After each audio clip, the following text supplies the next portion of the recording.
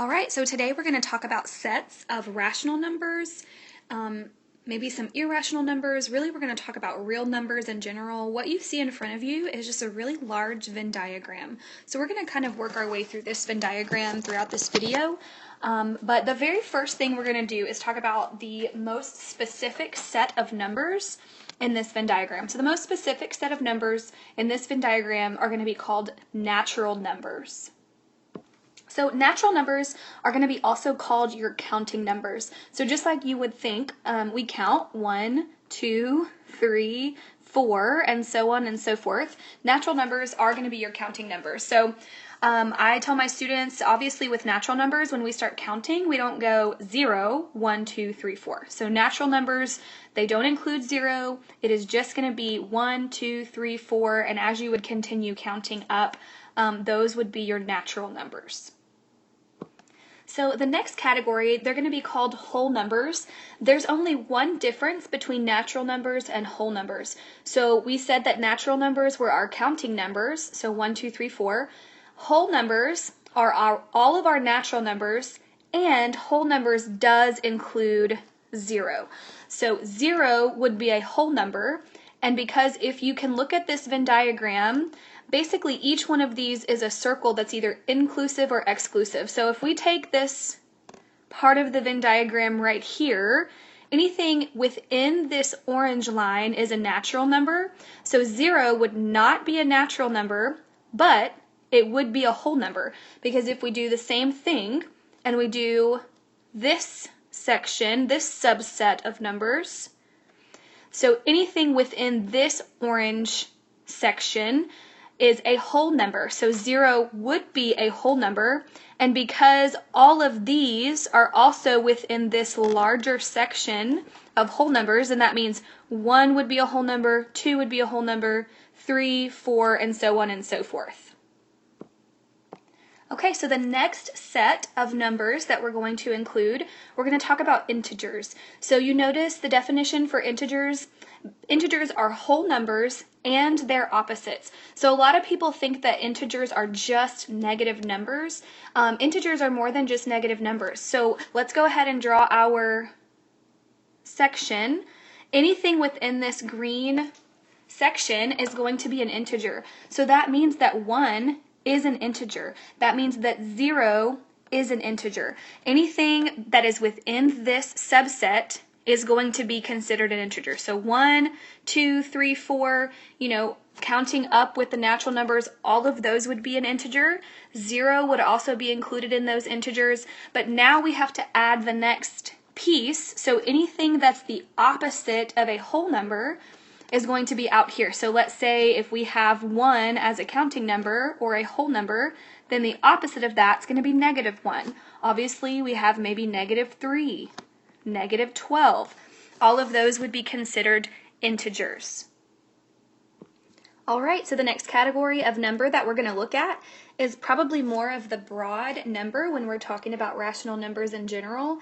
And the title of this section is rational numbers. So rational numbers, so it's any number that can be written as a fraction or that can be written as a specific type of decimal. So you're going to see here, rational numbers have to either be repeating decimals or terminating decimals. So we'll talk about the difference between the rational numbers and the irrational numbers here in just a moment. But let's talk about maybe let's say a number like 2/5. So 2/5 can be written as a fraction. Also, if 2/5 is written as a decimal, it's going to be 0.4. That's what we would call a terminating decimal. It ends. There's no continuation. There's no repeating number that this decimal continues to be. So this absolutely would be a rational number. 2/5 would not fit in any category that's more concise. So 2/5 would not be an integer because 2/5 is not the opposite of a whole number. So we wouldn't be able to put 2/5 in any smaller category. Let's talk about something like a repeating decimal. So it does say that the decimals have to be repeating. So if we wrote 2/3 as a fraction, The decimal for 2/3 is going to be 0.6 repeating. So that 6 would continue, which means it's a repeating decimal, which means it would be a rational number. So all of those things would be rational numbers. We could even do something that has a whole number with it. So we could do 7.5.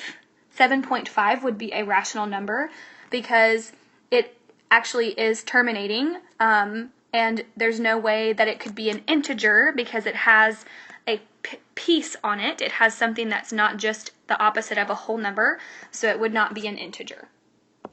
Okay, so the next thing I want to do is just talk through this right side of our Venn diagram for a moment and ask ourselves some questions. So let's talk about, I'm going to just circle -1 right here. So let's talk about -1. -1, is -1 a natural number?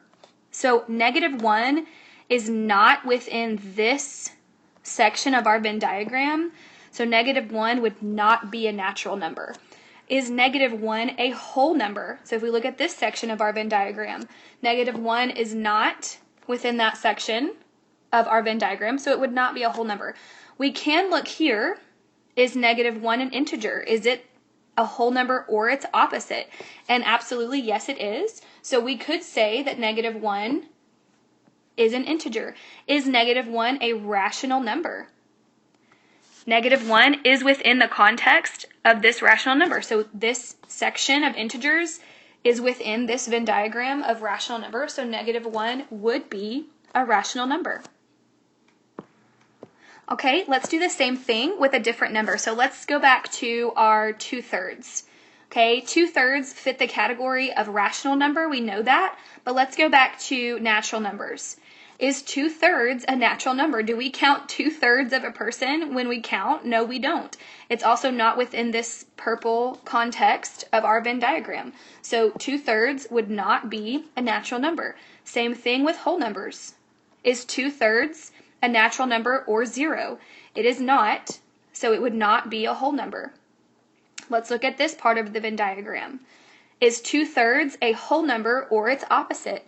It is neither a whole number, it is not the opposite of a whole number, so absolutely 2/3 would not be an integer.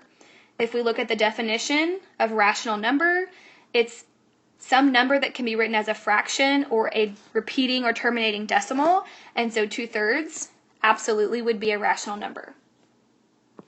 Okay, so the last category we're just going to touch on really lightly because 7th grade we don't really go into irrational numbers that much. We deal with about one specifically in 7th grade, but irrational numbers cannot be written as a fraction. So we're talking about things that are non-terminating and non-repeating. So it's pretty much the opposite of what we talked about over here with rational numbers. Obviously, if we're talking about irrational numbers, it's going to be things that are kind of the opposite of rational. So non-terminating just means that the decimal is not going to end. It's going to continue and continue and continue.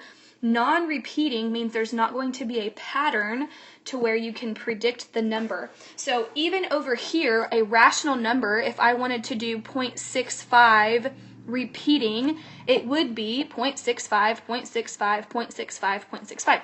That would be a repeating decimal. So irrational numbers are things that are going to be non-repeating. That means you're not going to be able to predict what the next number in the sequence is going to be. One of the main irrational numbers that we're going to deal with in 7th grade, this is the pi symbol. And if you plug in pi to your calculator, if you Google pi, it's 3.14159 ... So I'm going to put a ... there because it is non-terminating. That means it's going to continue, and it is also non-repeating. So it's going to just continue in a pattern that you're not going to be able to predict. You're not going to be able to tell that the next digit is going to be a certain digit unless you're actually using the number that people have already calculated to be pi. This number has something to do with a circle. It's actually the relationship between the circumference and the diameter of a circle. So when we get to Unit 7, we'll talk a lot more about that. But this is one of the examples of an irrational number that you'll see in 7th grade. So absolutely make sure that you have a handle on real numbers, rational versus irrational, and we'll talk a lot more about this throughout the year.